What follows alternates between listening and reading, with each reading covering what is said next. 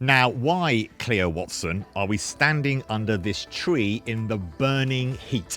Well, we're in the secret garden of a man with a blueprint for Britain. Today, we're interviewing Dominic Cummings. You can't have tens of thousands of people a year coming over on these stupid things and then stacked up in hotels for which we're paying billions of quid. Then they run around, a lot of them committing crimes, undermining any kind of public support on immigration policy. It's an all-round farcical disaster that makes us look like a joke country in the eyes of the world. Dominic, we're in your home in North London. Thank you so much for welcoming the Daily Tea to your house. Now, what we usually do when kicking off a long interview with the brilliant people we have on the Daily Tea podcast is ask them, it's far too hot today, so we won't expect you to actually have a cup of tea because it's not a day for that. Iced tea. But who would you, alive or dead, can't be a member of your family, most like to have a cup of tea with? Alive or dead? Alive or dead. We've had some clever answers right back to the 15th century. Well, if you could have dead, I mean, it would be someone like super famous, like, I don't know, Plato or Alexander the Great or Newton or something like that, I suppose. Very, very good. And what would you talk about? What would you ask Plato? I mean, it would be amazing just to show them a sort of, some videos of 20th century history going back to, like World War I starts with horses, nuclear weapons, now GPT, and then... He'd probably say, you haven't made much progress, have you? Going back in the cave, actually. So, Dominic, let's kick off. Lots and lots to talk about. But I think one of the big themes, as we said at the top of the podcast, is this idea of brokenness in its broadest sense, whether you're talking about the economy and how it works for people, whether you're talking about politics, particularly Westminster politics, whether you're talking about global institutions, the global order, this idea of brokenness. Just give us your sense of where we are and how historic a moment this is in the 21st century. So I think you have to distinguish between... There's a bunch of sort of obvious, relatively surface phenomena, like whether it's the NHS, whether it's the stupid boats, things like that, that are kind of the visible manifestations of things not working. But I think what's happening at a deeper level is we're just living through the same cycle that you see repeatedly in history play out, which is that over a few generations, the institutions and ideas of elites start to come out of whack with reality. The ideas don't match, the institutions can't cope, and what you see repeatedly is this cycle of kind of elite blindness, the institutions crumbling, and then sudden crisis kicks in, and then institutions collapse, new regime comes through. If you look back at Europe over the last X hundred years, you just see this cycle play out repeatedly. And the big difference in England has been that the institutions have kind of had similar crises, but they've managed to adapt as they've gone along without large breakdowns in violence and without the kind of core institutions changing, right? So if you go back in, Germany, Russia, France, whatever, you can see actual full regime changes happen multiple times over a couple of hundred years, whereas in Britain, you've kind of kept the same constitutional structure, the kind of deep constitutional structure in place. But what's happening now is another cycle like that, like sort of 1848, the 1850s, where you see if you compare that time, you see very similar process to what's happening now. You see the death of the generation that had beaten Napoleon, the people who'd walked through the Napoleonic battlefields and said, we can't do this again, created a whole institutional structure from 1815 onwards. All those people by the 1840s are retiring, dying off, etc., etc. Universities going crazy, new ideas, old conservatism dying, feeling of crisis. Then 1848 happens, regimes tumble, new countries are formed. Then you have Dostoevsky, Nietzsche and co. in the 1870s writing about it, the kind of crisis of the modern world, what it means. And we're living through the same thing. The institutions can't cope, the ideas can't cope. You can see the elites fragmenting, you can see the institutions crumbling all around. So I think that's what's happening, but of course it's you never know, right? When you're looking back historically, you can analyze it and you can abstract it and you know, okay, that's the cycle, but when you're living it, it's extremely different. And you just never know where the hell you are in the whole process. Or if you're even in that process, maybe everything I'm saying is completely delusional. Some people might criticise you for that. You've actually been in government saying many similar things. What did you learn? Cleo said at the beginning, what did you learn from being in government about the problems that we are still facing today? I mean, that's obviously a vast question. I guess at a sort of big picture level, one, there are some great people who go into the civil service young, but it's important to realise that by their 40s, most of these people self-select out and have left. So Prime Minister's office is weird because you have a bunch of relatively young people and hierarchically quite junior people in extremely important, in many ways the most important jobs, right? So it's quite hard to explain, but if you're the private secretary in the PM's office for, say, the economy or for foreign affairs, your name's never in the newspaper, and you're in the hierarchy quite junior, but you're actually more important than almost all the ministers now because of how the system works, because the ministerial jobs have become fake. Those people, a lot of those people leave now because the most talented and able can't stand being part of such an appalling system. And then what happens is you have the worst kind of pathological psychology ends up staying and taking over and then becoming senior management, hence debacle over COVID, hence so many of our problems. So number one is this big historical trend, I think, of where elite talent goes. For obvious reasons, historically, a lot of elite talent always went into public service, into courts, into army, into intelligence services and things like that. Because if you don't, then you end up having your arms hacked off. But over the last 50 years or so, we've obviously across the West had a very different trend, which is a lot of elite talent going into some combination of maths, money, computing, and away from public institutions. So I think the talent collapse is one thing. Obviously also in the political parties, so not just in the civil service, but in the political parties, it's obvious. So I think that's one huge thing. I think number 10 itself, I think that's something which is hard to appreciate if you haven't worked there, is how crazy a working environment it is because of the wider pathologies of the system all feeding on themselves. So one of the things about working number 10, you can see it just in the last 5 days with the grooming gangs thing, because the whole wider Whitehall system is fundamentally broken and the people don't know what they're doing, you have this cascade where all of these crises flood into number 10. So if you work in number 10, you get up and you have all sorts of ideas about how you want to spend the day. But then what actually happens is you're called into a COBRA meeting about some national security threat or terrorism. You then have Trump on the phone. You have a flood and we have all the media screaming, why is the Prime Minister not at the flood? And then you can't tell them a lot of the reasons why he's not at the flood and why he's got to do other things. And you can have, every hour sometimes there can be a thing like this, which is every one of which could be leading the news. And every one of which has people running around saying the PM must have this meeting, the PM must do this, the PM must do that.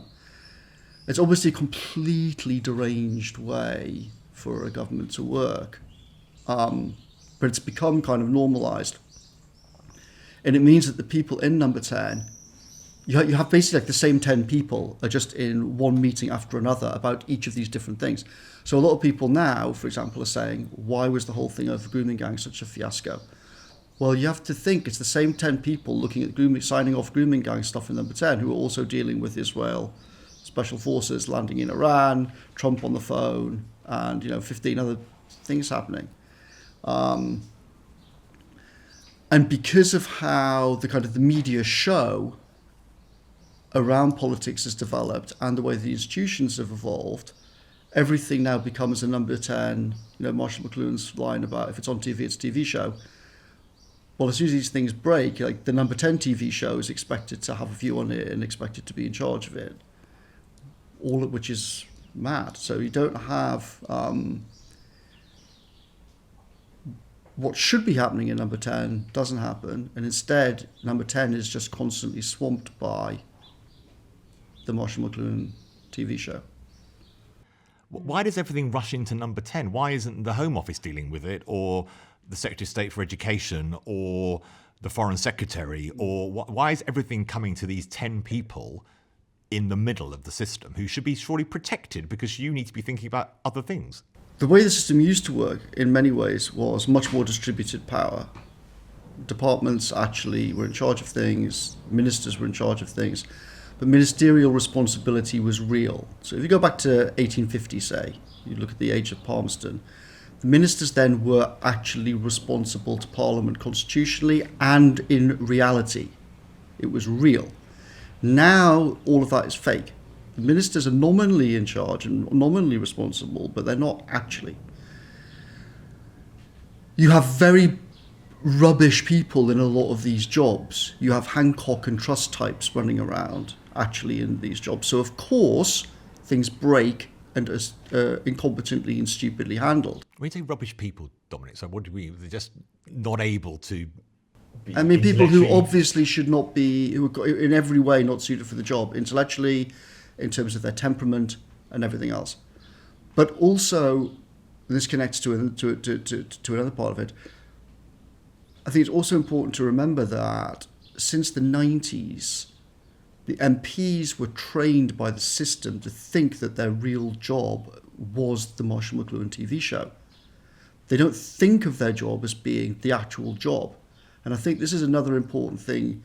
This is, I think, a big So if you're trying to think of like things that are true, which are hard for people who haven't worked in this environment to kind of grasp, and things which the media don't explain, I think this is a very important one. Media doesn't explain it for obvious reasons. The old media benefit enormously from the old media show and the way that the system has evolved over the last few decades. But it means that you have a whole set of people who go into ministerial jobs, I mean, most epitomised by the likes of Liz Truss and Hancock, who like genuinely have just thought that is their job. And I think it's very important for people to realise that the culture of Westminster became this, where the ministers think of their job as not actually running the department, because they don't. They think of their job as being about their interviews and their appearance on the State programme and everything else. So you have many different pathologies coming together. The quality of the people is bad, so even if they were focused on it, they wouldn't know what to do. They're not actually responsible, so even if they knew what to do, they couldn't actually do it either. And they've been trained by the culture to actually focus on the media show rather than thinking about the important things. So you have all of these things coming together. That means that you then have this pathological cycle where Number 10 says, correctly, well, obviously we can't leave the Home Secretary and the broken Home Office to deal with blah, blah, blah. Someone organise a meeting, bring them in here, let's actually figure out what the reality is, because the minister won't have got the reality, and the officials will probably be lying to them, and blah, blah, blah, blah. So then Number 10 calls everyone in, and then a certain set of people try and interrogate what the hell is actually happening with whatever the problem is, terrorism, boats, you name it. And then they would clutch their head and they go, oh my God, what an absolute farce. Everything we've probably accidentally said all the wrong things to the media, this is not true, this is true, da da da. And then you have to end up having a set of people in Number 10 who are not experts on the whole thing go, okay, don't do the X, don't do Y, don't listen to what the Home Secretary says because it's mad, do blah instead. And then 45 minutes later, it's onto, the same thing with Department of Health or whatever. Now, the obvious solution to that is you have to change the people, you have to change the institutions, you have to change the incentives altogether. But Westminster's been extremely reluctant to face these questions for decades. Right? The deep questions about how the system really works have not been a subject of discussion. And people who've talked about it, like me over the last 15, 20 years, is being seen as either weird, or eccentric, or malevolent, or mad. Or all of the above. think that what's happening now, though, is that the problems have become so obvious, and you also now have a change of political leadership after 14 years. But it's obvious to everyone that on the one hand, they seem to be just mimicking what Sunak did in many ways, right? The boats being the most obvious thing. So they're mimicking things, and the problems just continue. But we all, in Westminster, people thought, oh, it's all going to change once the political regime changes, but it's just the same farce. So I think that's one of the reasons why the debate is now starting to change. Lots of insiders in the system who wanted to believe that they could pin the problems just on the Tory party's appalling, Hancock's appalling, Cummings is appalling, Johnson's appalling, Brexit's mad, etc., etc. Now that Starmer's taken over, Sue Gray, the supposed serious grown-up, instantly blew up. The whole Starmer project vaporised on contact with Whitehall. That's obviously forcing people all over the system to confront, okay, there's clearly more profound problems here. I've been feeling a bit for Morgan McSweeney this week. I don't know if you saw some of He's the Prime Minister's Chief of Staff. He is, sorry. And his attitude you might find familiar, but he obviously began as the Director of Communications while Sue Gray was Chief of Staff. And Keir Starmer was doing a press conference yesterday post G7 saying essentially that their problems so far in government are communications ones, and people just aren't hearing what they're saying correctly.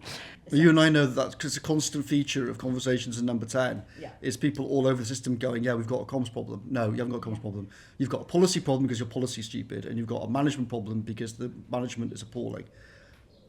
The comms problems you've got are downstream of the people and the policy and the management.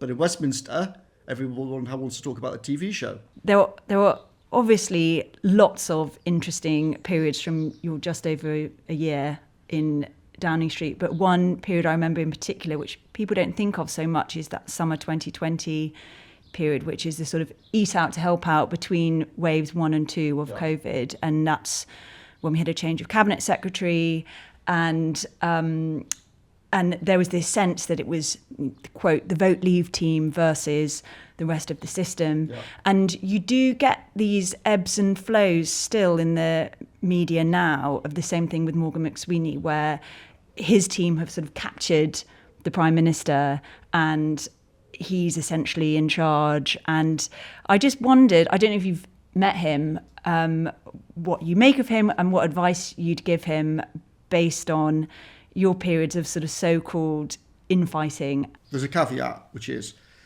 everyone looks for structural solutions to how to change Number 10 in response to the fact that the Whitehall obviously doesn't work. There are many things structurally that need to be changed in Number 10 and that you could do, and I'll explain what they are. But it's also obviously the case that any set of structural changes and other personnel changes can only do so much given the actual nature of the Prime Ministers. And it's not just a comment on Starmer, but just going back the last 20, 30 years. The Prime Minister's character, precisely because of the things we discussed and the centralisation of power in Whitehall now, the character of the Prime Minister ends up being super important. The Prime Minister is now the only person that can effectively replace critical officials. No other minister can. So more and more power is rolled in onto the Prime Minister's shoulders. There's only so much that improvements in the structure, the management and the other people around the PM can do. At the heart of it, if the PM doesn't want to do certain things and isn't capable of doing certain things, their character will out. Even if you had Jeff Bezos, Elon Musk, all the most competent execution people on the face of the planet in Number 10, it can't make up for critical deficiencies in the actual leader. So I think that's an important caveat, right?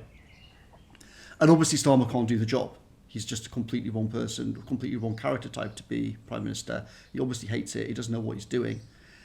And I think this is exemplified by repeated comments that he's made to officials in the Cabinet Office and to his own political staff, which is, why am I having all these terrible meetings with people disagreeing? I want you guys to figure things out and bring me consensus. He doesn't understand a core part of his job is to have difficult meetings because no one can agree elsewhere in the system, and only the Prime Minister can therefore listen to the arguments and make a decision. He doesn't understand the basics of that job. Sunak sort of understood intellectually that that was his job, but temperamentally couldn't do it. You have to have a system in number 10 whereby the Prime Minister actually sets certain critical priorities for the system. You then have to have a system that can monitor whether or not these priorities are actually being done. You have to decentralise responsibility to people inside the system to deliver. Number 10 cannot micromanage all of these things. It's completely doomed enterprise to try. And the Prime Minister's office needs to be centrally involved in the question of, okay, we can see that the Home Office can't do blah, blah, blah, blah. The monetary system tells us they can't do blah, blah, blah. The team's failing. The people in charge of the team must be immediately replaced with people that can do it, and other changes that need happening must happen. Only the PM's office has the authority to force these kind of changes on the system. So at the moment you have, failure all over. The Perm Sec won't change anyone inside the department because that's not how the system now works. The Secretary of State can't insist because the Secretary of State has zero power over the civil servants. And the Prime Minister repeatedly, one Prime Minister after another, also won't intervene and say, fired, fired, fired, bring in new people, change the whole thing. So the shambles just continues everywhere, and the shambles kind of end up interacting with each other, and you have the current situation. You have to have a mechanism whereby the PM can intervene and say, these people are gone, these people have to be brought in to take over. Now, of course, that raises another directly related question, which is the ministerial jobs being fake. What we should actually do is also end the whole basis of the modern civil service. The Northcote Trevelyan system that came in the 1850s and 1860s is itself fundamentally at the heart of a lot of this problem. Once you create a permanent bureaucratic caste that excludes, on principle, roughly 100% of the world's most able people from doing certain jobs, and recruit and promotes almost completely internally, and fires approximately zero people for failure, of course you have a constant running shambles everywhere you look. But this is a system which all political parties have gone along with.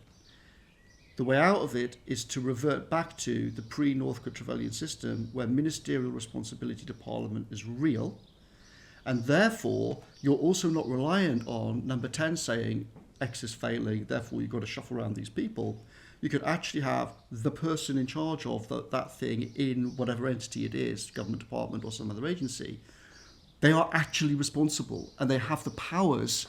They have power over the money and have power over the people. Right? So what I'm saying is completely not controversial in terms of how all the things that function in the world actually work. If you take a step back from it, right, all I'm saying is look at how the world actually works functionally. Individual people are responsible. They're in charge of the power and money and the people. But we have a constitutional system which is built on stopping any part of the system working like any high-performance entity anywhere on the face of the planet. Of course it doesn't work. It can't work. It's programmed not to work.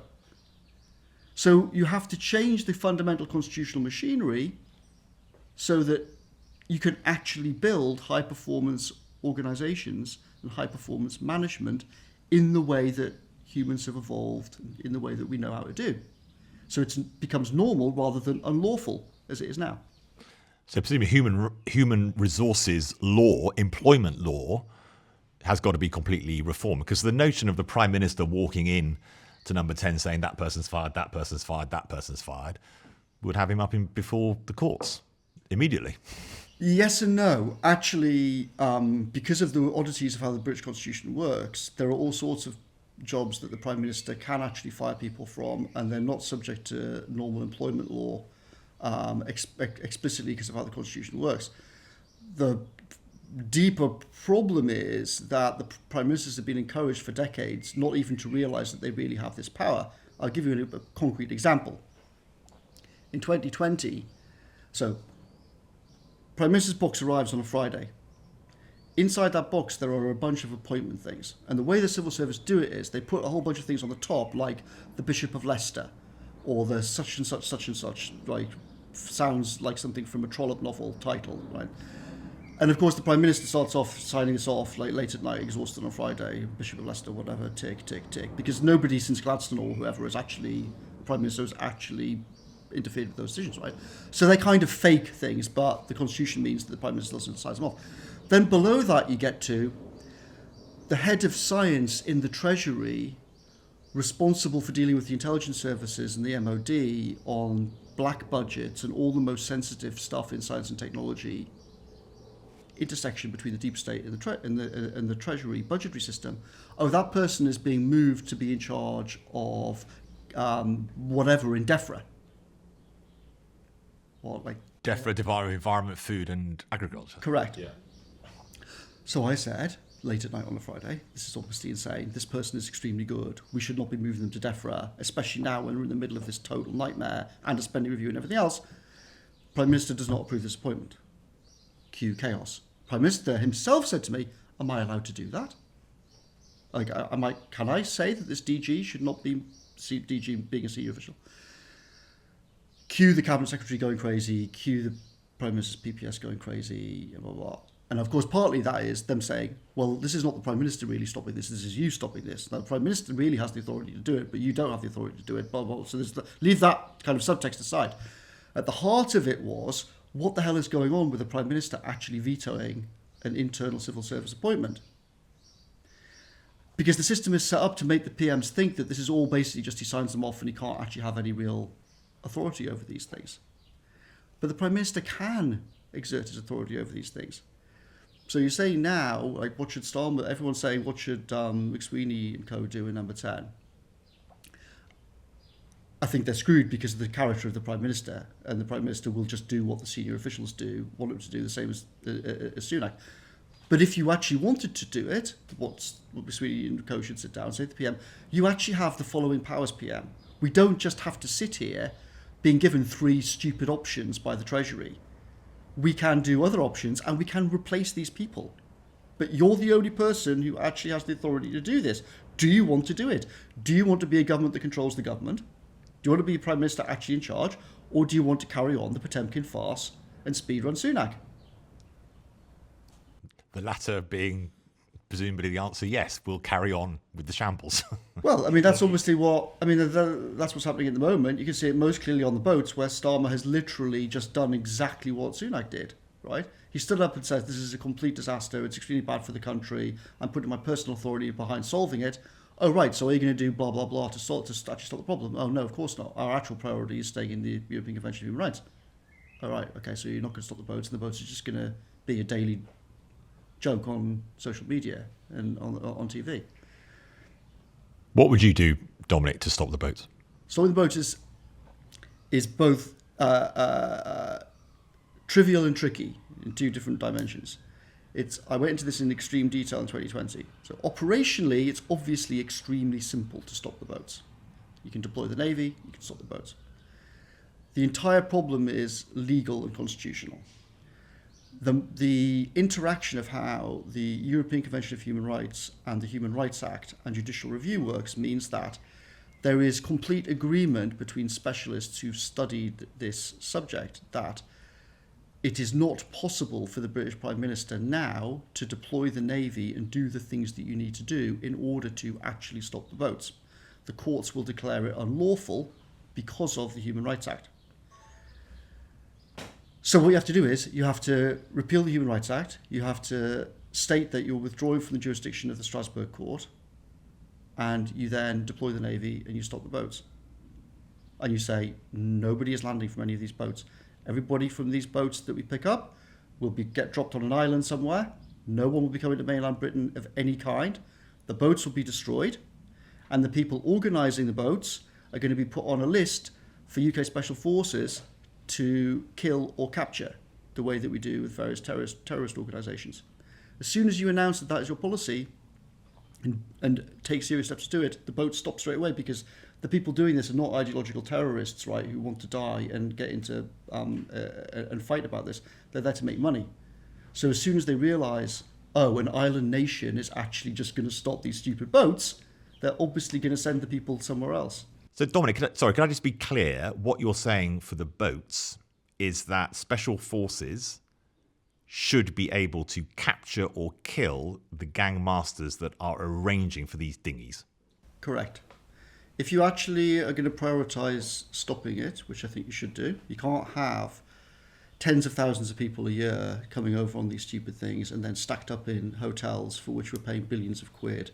Then they run around, a lot of them committing crimes, undermining any kind of public support for on immigration policy. It's an all-round farcical disaster that makes us look like a joke country in the eyes of the world. So you have to stop it. Stopping it means physically stopping the boats and having the legal framework in place so that you can do that. And it means sending a clear message to them, like we do to all organised crime, that they're on a list. And if you think that you can run around North Africa organising this sort of thing with impunity, you can't anymore. Now, as soon as we do that, we eliminate the problem for ourselves. Of course, you squash it over to other parts of Europe, but that's their problem, right? The rest of Europe doesn't want to face these problems either, can't do. They're also enmeshed in both EU legal problems and ECHR problems. They can't police the Med, etc., etc. But we are an island and we can stop this stupid problem for ourselves, simply.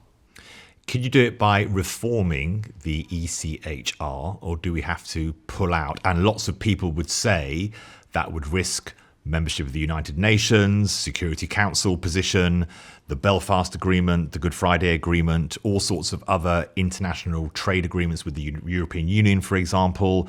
Can you reform, or do you have to exit? The idea that, so eventually the other European countries are obviously going to make their own moves to escape some of the Strasbourg court on lots of these things. But that's going to take years, like lots of things in Europe, and they're stuck. And also in Europe, the ECHR is thoroughly entangled in the EU legal structures, making the whole thing even more complicated for them to deal with. For us, partly because of Brexit, partly because of how our constitution works, we can simply pass primary legislation that zaps the problem, the legal and constitutional problem, immediately. The idea that it puts us at risk with the UN is obviously farcical. Most countries in the world are not part of the ECHR. The idea that somehow it puts the Security Council and UN at risk is in every way stupid, politically, constitutionally, in every way. What actually puts our Security Council position in jeopardy is looking like a joke country, which we do now. So if we actually solve the problem, then people would have some respect for us, instead of increasingly around the world saying, what the hell happened to you as a country? So Good Friday Agreement? It has to be rewritten. Everything has to be rewritten. But it's a question of priorities. Do you actually want to get to grips with fundamental legal problems and security problems we have in this country, or not? The consensus amongst MPs has been for 30 years not. The country don't agree with them. Both parties have tried to keep going with the old way and tried to persuade people that it can be done differently. They failed.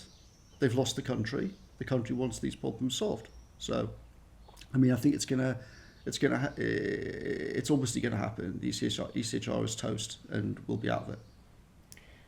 You don't seem to think that Starmer's the man for the job to take on not just the ECHR and small boats challenges, but total state failure. Is there anyone you think is capable of doing it? In the political system at the moment? There are some people there are some people, but obviously I wouldn't curse them by naming them. Well, existing politicians. Let's just say there are people inside the system now who I think certainly could do these things, but as I said, I'm not going to say who they are, because that would be bad for them and bad for... Politicians or officials? Both. Okay, well, that's a ray of hope so far in this. Well, I said before, there are lots of good people inside the system. The problem is that the good people are completely disempowered, and the worst people have almost all the power. and the good people don't have the actual leverage inside the system to change any of the important things. That doesn't mean there aren't good people in it. What about someone who isn't political then? Say you were putting together a campaign for Mayor of London and you can pick anyone. Mm-hmm. Have you got an idea of who that could be? Of course, yeah. But again, naming names at this point is not productive. So we're not going to say J.K. Rowling at this stage. I mean, I think it would be great if J.K.'s. I mean, I think she's done the country, the Western world in general, a huge favour by getting involved with this, with the issues that she has. And in principle, I think it would be good if she got more involved. But she doesn't strike me as someone who wants to run for elected office. So, for clarity, I've never spoken to her, never met her, and don't know anything that's not in the public domain. Does Dominic Cummings want to run for public office? No, I think I don't think that would be. You laugh when I said some people have said you could be the next Prime Minister. Yeah, I mean it's obviously laughable. But you can't be the Mayor of London either. Of course not. We have got some leaders, political leaders, who are, we know who they are. We are going to run through a few names, actually. You may curse them or otherwise. Is Nigel Farage capable of making the changes that you're explaining need to be made? I mean, it's an open question at the moment, I think. I mean, I think the big question on Nigel is he could quite easily win the next election if he simply stood up and set out a path by which he explains, here is how I'm going to go about recruiting people to be MPs and to be ministers over the next 2 or 3 years before the next election. Before the next election starts, you will see me stand on a platform and I will have a bunch of people who I'll be taking into government with me. And it will just be obvious to everybody, it'll be unarguable that the calibre of the people I've found is just much higher than either of the dead old parties can handle. Here is the process by which I'm going to do that. Here are some of the people who are going to help me start to build this. And if he actually said that and then started doing it, it would be, like that scene in One Flew Over the Cuckoo's Nest where they kind of like electrocute Jack Nicholson. It would be like that for the old parties, I think, in Westminster, because the people in there kind of know that they're dying and rotten and knackered, right? And their last desperate hope is that Farage somehow blows himself up. But if Farage showed that he could actually grow and recruit and begin what everyone is desperate for in the country, which is a political force that says the old system is rubbish. It's rubbish because the institutions are broken, but also because the calibre of people is too low. I am going about actively recruiting some of the wonderful people in this country who can build things, who can do these things much better. We need to get them into public life, and I'm going to do it. That's what everyone's crying out for. The old parties can't do it because they're so completely closed and they're so completely locked into their old broken things. But Farage is not, and that's what everyone wants him to do. Therefore, the big question for him is mentally, psychologically, individually, can he actually bring himself to begin that with all that implies for the future? If he can do it, then it'll set off a whole wave of secondary effects. And that's more important. Right? That's more important than setting out a policy platform, which is the big criticism of him at the moment, that he's kind of doing on the hoof and one little bit at a time, and it's not well thought through. I think it's completely connected. Like all these things are connected. Policy, people, and management are all connected. It's a system, and at the moment, all of them are knackered. And I think one of the problems with the Westminster debate is it constantly goes, oh no, it's the policy, oh no, it's the people, oh no, it's management. No, it's all of them. All of the core things have gone wrong together. It's like saying, what's wrong with number 10? Oh, it's mainly the people. No, it's not the people, it's the structure. No, it's not the structure, it's the PM's character. No, it's not that, it's the way the media. It's all of these things. That's what happens with pathological institutions that don't work. All the things start breaking at the same time. And the only way out of it is to fix all of the things together. So with Farage, it's not an either or, I think, on policy or the people. It's all of it. You have to communicate completely differently because the media is fragmenting. You have to have a policy process, which he hasn't got now. But you can't do any of these things if you also don't actually hire some great people to do these things for you, right? You can't have a policy process that holds up under pressure unless you can hire great people. So there's thousands of people. One of the things which has changed for the better in politics in the 30 years I've been involved with it now, is 25 years, is that you can see, I think the most interesting, so one of the things I've been doing in the last few months is helping these guys, the LFG campaign, trying to campaign on growth. That's looking for growth, and you're wearing, for people who are watching this podcast, you're wearing a looking for growth cap. Exactly. So I think the most interesting thing about the public meetings that they organise is the calibre of the people that go to them. So if you go back 30 years, you go back even to 2016 in the referendum, you go back to 2019 in the election, you could not get people, the whole network of people who we know, the sort of people we know, right, who've got amazing education, who are incredibly talented, have great jobs, are building amazing companies, they're professor of whatever, they've got company blah, they're investing zillions in whatever. As part of what I was saying before, this kind of elite talent thing has shifted away from politics and gone to all these other things. You couldn't get these people to engage with politics. Their attitude was like, leave that to Bill Clinton, leave that to Obama, leave that to David Cameron, blah, blah, blah. What's changed in the last couple of years is those people are realising, oh my God, the actual political institutions are broken and the people are too rubbish to fix them. We somehow have to get involved with them. So you can now find these amazing 25-year-olds, incredibly smart, incredibly able, so many options in their life, actually now going to political events and talking about how does the Cabinet Office work. Right? That's never happened in Britain in our living memory, and that is an important shift.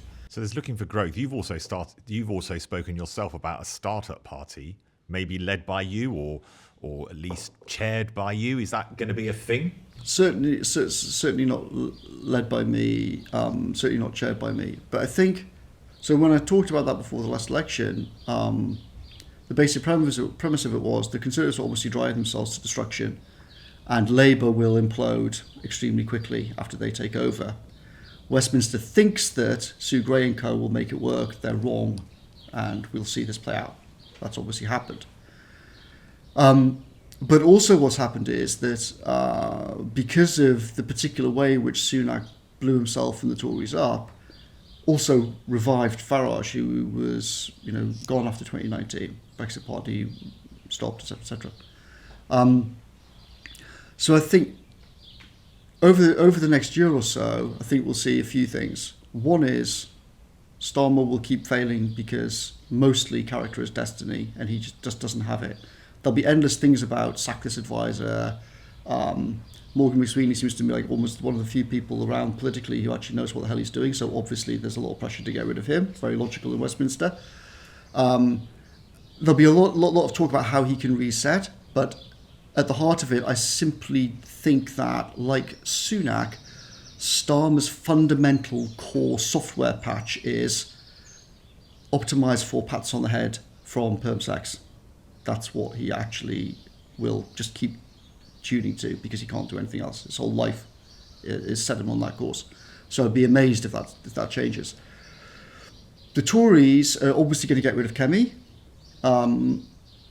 It's only a question of whether they do it in the autumn or whether they wait until they're smashed up in the May elections. So she'll go. After which they'll either put in Cleverly, which case then shut the party down, definitively game over. Clarifying, good, we all know where we are then. Or there'll be one last attempt at some kind of last second, are we over the cliff or are we not over the cliff? Can we somehow reboot ourselves moment from them? And with Farage... So just on to stop there, Dominic, is that Robert Jenrick? Is he their only hope? Or it's obviously the person who everyone's talking about for a simple reason. Like, the rest of the shadow cabinet are literally invisible, and no one even knows who any of them are. Even people who are interested in politics don't know who they are. Someone asked me the other day, like, who's shadow chancellor, who's shadow health, who's shadow foreign secretary. I haven't got a clue. No one knows. I think it's just completely invisible.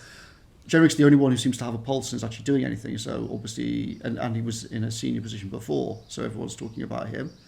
I mean, I know him very little. I had very few conversations with him in number 10, maybe 2 or something. So haven't got any kind of insight into him. But then there's also this question that we just touched on with Farage, and does he set this out? Now, if he sets that out and starts executing and hires the people that do that, then that will be that's a game changer, and will set the system off in a certain direction. But it's also possible that by next summer, we're all sitting here a year from now saying, government obviously broken, Tories have put in cleverly, game over, mass defections, shutting down, game over. And Farage has completely squandered the last year and has made clear that he's not interested in hiring all these people. It's just going to stay Nigel in an iPhone, and that's it. Now, if that's how the branching histories work out, then I think obviously at that point, cleverly in charge, Tories closing, Farage not going anywhere, then there'll be a whole set of questions about, okay, well, clearly something new has to be created. But I think the Westminster game has to play out. This cycle has to play out first, and then we'll see. I mean, you're obviously quite disdain for the Conservatives, but on and off for 25 years, you have worked with them. Why? I've always been a project person rather than a party person. I've never liked any of the parties, and the political things I've got involved with have always been just because I wanted to do Project X, whether that was schools or whether it was the Euro or Brexit or whatever. So on that basis, you end up just working with whoever's around, and I was as happy working with Labour MPs as I was Tory MPs, just that because of the things I'm particularly interested in, turned out that most of them were Conservative. Would you serve Farage if he came to you and said, Dominic, you're the man, or Zia Youssef came to you and said, Dominic, you're the man to help reform, do just the things you are talking about? Hire who you want. I think it's very unlikely on the reform front, just because there's a lot of history there, and a lot of the people who've worked with Nigel. I actually had dinner with him, very friendly dinner in December, where we talked about stuff. Thought that was interesting that he wanted to talk about the Cabinet Office and how power really works. He said, which is, I think, interesting. He said, I've never been in government myself. I've never been a minister. I don't really know how it works. I'm now an MP, though, and I talk to the Tory MPs, and it's clear that they don't understand how it works. And they don't seem very curious about it. And it's odd that they don't seem to know really, how does power actually work inside the Cabinet Office. And they don't seem very interested in why Liz Truss vaporised instantly.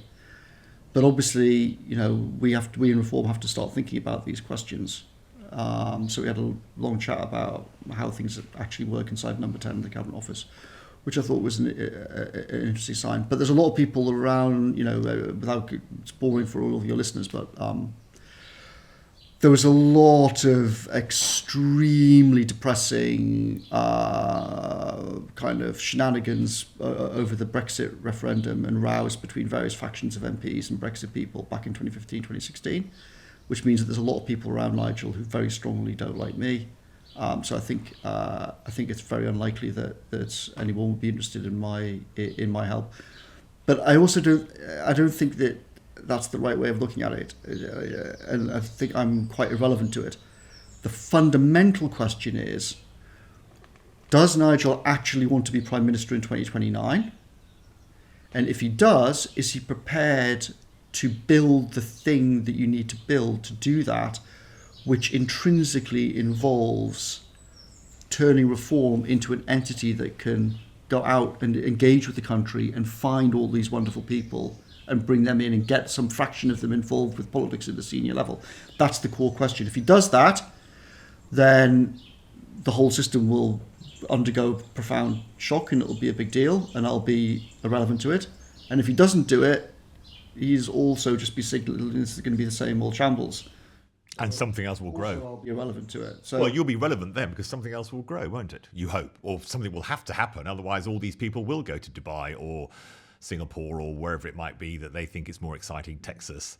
Something will need to happen if in a year's time we are sitting here and what has come true is that actually the old system is still trying to maintain the system failure. I think so. Yeah, as we said, I think if a year from now it's obvious that all three things have just sunk even further and can't actually change, then I think you'll see then a kind of burst of energy from a whole bunch of people to say, okay, right, let's start something new. And I think you'd see people from Labour defecting to join it. I think you'd see Tories and Reform people.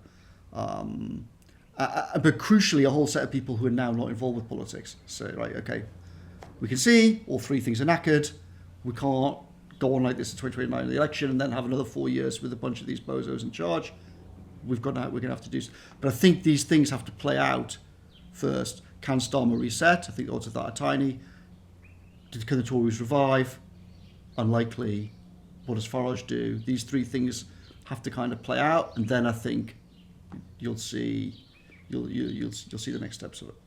What about the economy and the way that serves people or doesn't? Have you been impressed at all by the Chancellor of the Exchequer and what she's done so far?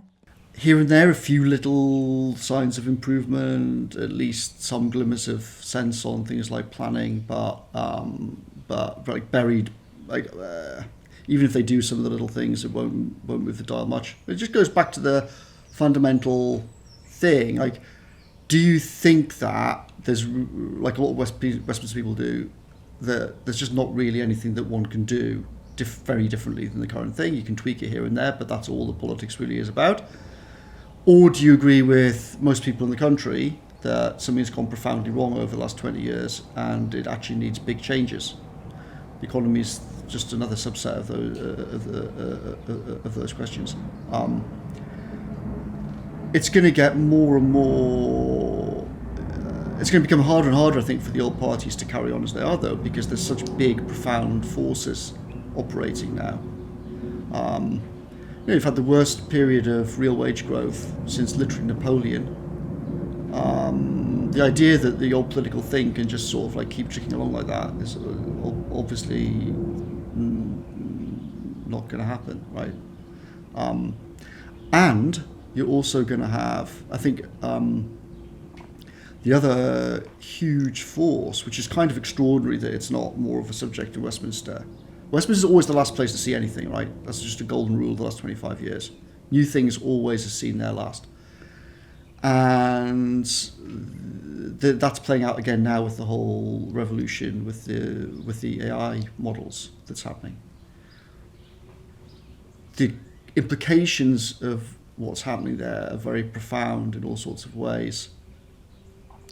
Parts of the government system, particularly things like militaries and intelligence services, are realizing this and quietly trying to think about it, but they're largely paralyzed in responding by the institutional problems that we've talked about. People at GCHQ know that this is a huge thing and they want to deal with it, but the Treasury won't let them change the rules on things like pay, so they can't actually hire any of the people from the three big labs, etc. So the usual pathologies at play. It's not really a subject in Westminster now, barely, but it's sort of amazing if you think that you have, if you're all plugged into the conversation of the kind of 10, 20 people in each of the three top labs, the discussions which they're now having with each other and with the people running the most important companies in the world and with people like the CIA and the NSA and Pentagon and whatnot, the conversations they're having about what's coming, and yet the almost complete absence of discussion about those things in conventional Westminster politics is going to seem really weird, I think, in a few years' time to people looking back and go, oh my God, like how could this not be like even really on people's radar? I mean, if you look at a representative sample of Westminster's punditry now, they are still tweeting and retweeting and mainly blue skying at each other about how the model is out, it's fake, it's a con, it's a scam, it's a bubble.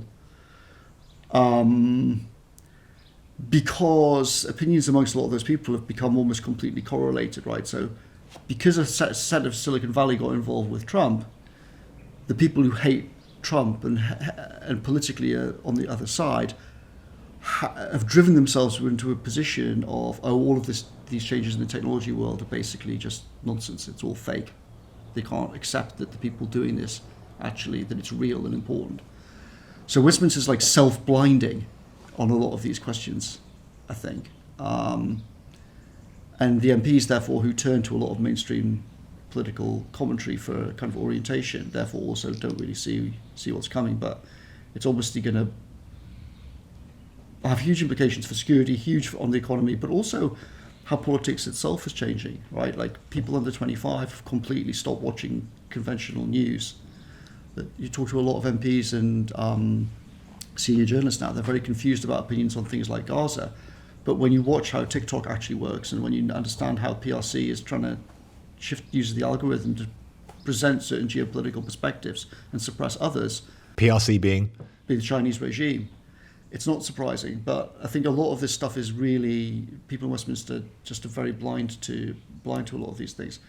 But the media landscape by 2029 is also going to be completely different than it was in the last election. And also these models mean that it's going to be possible, each time I've done a political project, technology has basically massively increased the leverage of a very small number of people. So in 1999, there was no AWS, there was no building websites and all that kind of thing. I think the Euro campaign was the first political news kind of email newsletter that existed. That was 1999. By the time of the referendum, a whole bunch of things were much easier. Now you can get models to build apps in like 30 minutes for people who can't even code. So imagine how so you have the collapse of the old parties, disintegration of the old media organizations happening at the same time as these new technologies are making it easier and easier for a very small number of people to leverage capabilities in various ways. Now that's going to have huge effects on politics. It's also going to have huge effects on things like biological engineering, because you have democratization of tools in biology, plus the ability of these models to interact with this democratization process in biology means that things like finding new drugs and new treatments is going to get easier and faster, but it also means destructive things are going to get easier and faster as well. But similar sorts of trends are going to happen in politics, where you're going to be able to spin up political campaigns and communication much faster, much cheaper, much more effectively, but only if you actually have got quite core talent that can do these things. Talent which is not currently engaged in Westminster. You've talked a bit about old media, Dominic. What should the BBC has obviously been a subject of big debate. It's very, very highly used by the population, although more briefly and fewer people are engaging with it. What do you think should happen to the BBC, and particularly BBC News, which is at the heart of kind of how we consider how the news industry works here in the UK? In the private sector, you have creative destruction with startups coming along, and therefore you have this constant churn. It doesn't happen in government, and doesn't happen in things like state broadcasters, which can just keep going in the old ways. So I think the BBC will, like all of the big organisations, it's extremely hard for them to adapt. And history suggests that that's just not how things work, right? It's like the Kodak thing. Kodak invents digital cameras, but then still goes bust anyway, because it can't actually figure out because of its own institutional structure, it can't actually learn from its own invention, and it takes a whole bunch of startups that actually do digital photography. Same thing is going to play out in the media. It's just very unlikely. Like why would this be different than what the pattern you see repeatedly in history, which is the old things just can't adapt, and new things come along and do it differently. So licence fee should go. The government should act, should it, and get rid of the way that the BBC is funded, or just let it wither? It'll just happen. I mean, it'll just happen anyway. I mean, there are ways in which you could accelerate, I think, positive things, but these forces can't be stopped by any kind of normal British government. We're just moving towards the end of this brilliant conversation, but I did want to ask you, and maybe it's connected to what you've just said, the issues around immigration and culture change. One of the huge criticisms of Boris Johnson was the huge increase in immigration, particularly post-COVID. What's needed is you have to have a mix of things. You have to essentially knock unskilled immigration and very low skilled immigration almost totally on the head, like actually close to zero. you need to have a number in thousands of actually super able people that you basically eliminate almost all friction for, but they're massive net contributors. No one cares about them. No one cares about them in the sense of no one thinks that they're a problem in any way, shape, or form, because they're not. So then the numbers of them are tiny. You have to actually change a whole bunch of things so that the country can build, because building is central to it. You can't actually build any kind of infrastructure now in anything less than like 10, 20, 30 years. You see this week the complete farce of HS2. So you have to change all of those systems so that you can actually build in an emergency way and build things quickly. You need to obviously stop the boats, as we discussed before, out of the ECHR, out of Strasbourg's jurisdiction in general, primary legislation that completely eliminates in every way all aspects of international law on asylum and everything else that constrain the ability of British government to control its borders.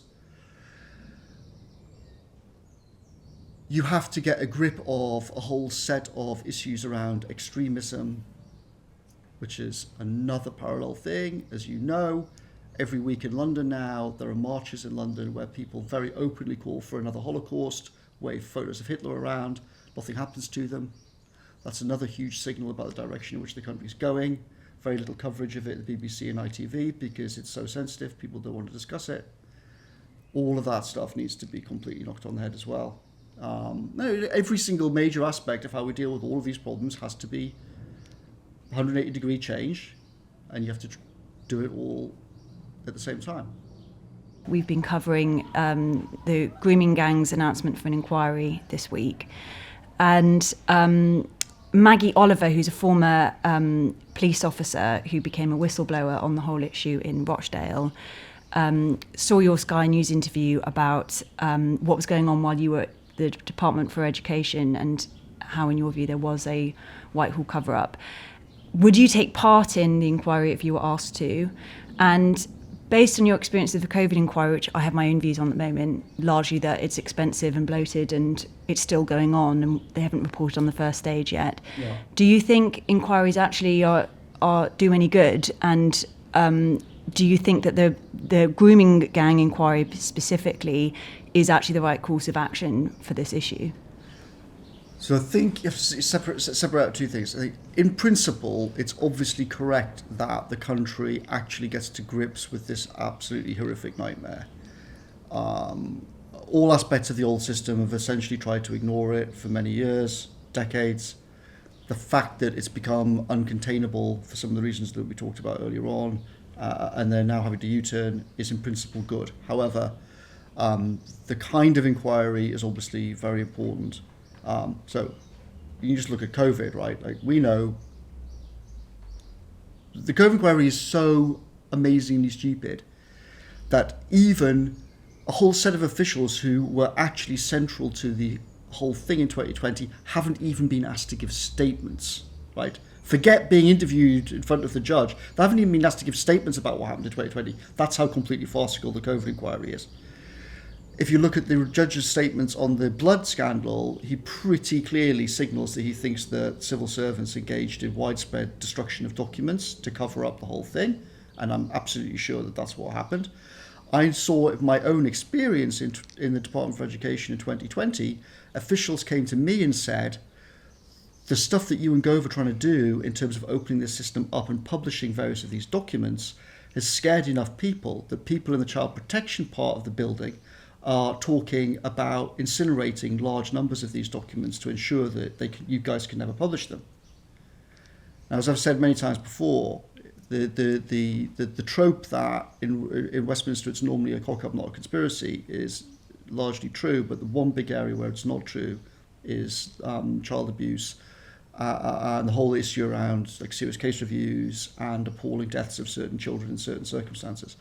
I've witnessed this with my own eyes. I used to go and sit in Whitehall at home. I used to go back for a weekend and take the unredacted secret version of a report into one of these horrific things, and then the redacted version that the department would want to put out into the public domain, and sit with a bottle of wine and read the two things, comparing them.